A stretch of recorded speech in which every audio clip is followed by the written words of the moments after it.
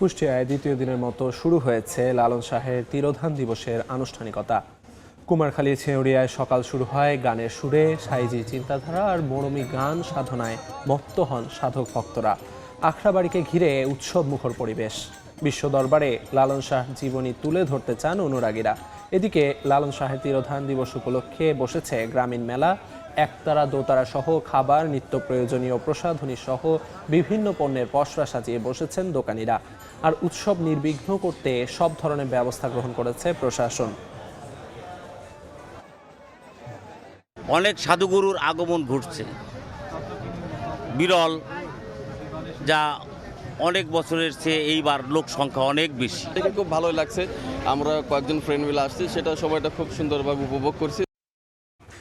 এই মুহূর্তে কুমারখালী ছেঁউড়িয়ায় আছেন রিপোর্টার SM রাশেদ। লালন শাহের তিরোধান দিবসের নানা আয়োজনের খবর জানবো তার কাছ থেকে। ফকির লালন শাহের 135তম তিরোধান দিবসের আজ দ্বিতীয় দিন।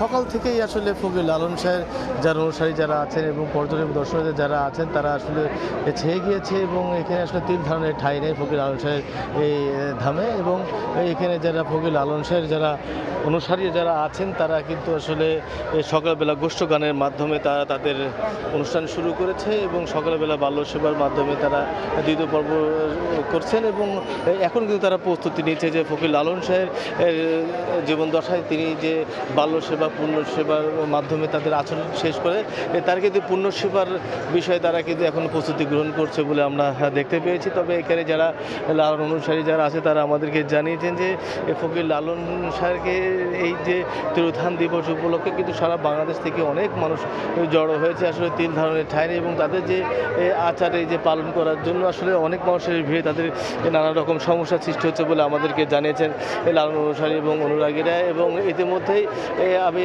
কুষ্টিয়া জেলা প্রশাসনের সাথে কথা বলেছি, তিনি আমাদেরকে জানিয়েছেন যে ফকির লালন শাহের যে অনুষ্ঠানে এত মানুষের জন্য আসলে তারা নানা ধরনের উদ্যোগ গ্রহণ করেছে, বিশেষ করে পানি নিষ্কাশন এবং সুপেয় পানি তার পর্যাপ্ত ব্যবস্থা করলেও কিন্তু কিছু সুপেয় পানির অপ্রতুলতা দেখা দিয়েছে বলে আমরা জানতে পেরেছি। এবং বিশেষ করে এখানে পানি নিষ্কাশনের ব্যবস্থা অপ্রতুল, যার কারণে আসলে এটা নিয়ে আসলে বিপাকে পড়েছে এখানে আসা এই লালনের ধামে আসা সাধারণ মানুষ এবং যারা এখানে আসে পর্যটন তারা দাবি করছেন যে আসলে জায়গা অনেক কম থাকার কারণে অনেক মানুষ এবং জায়গা যদি আরও বৃদ্ধি করা যায় এই লালন ধামে তাহলে হয়তো তারা এখানে নিরিবিলি এবং তারা তাদের জায়গায় বসে কিন্তু তারা তাদের লালনের ধামের যে অনুষ্ঠান সেটা কিন্তু তারা পরিচালনা এবং দেখতে পেতেন। এবং ইতিমধ্যে যে কুষ্টিয়ার আর যে লালনের ধামের যে মূল অনুষ্ঠান রয়েছে সন্ধ্যার পরে সেখানে কিন্তু লালনের গান প্রচার এবং প্রকাশ করবে লালন একাডেমির পক্ষ থেকে। তো কুষ্টিয়ার ফকির লালন শাহের ধাম থেকে 135তম তিরোধান দিবস উপলক্ষে এই ছিল আমার কাছে সর্বশেষ।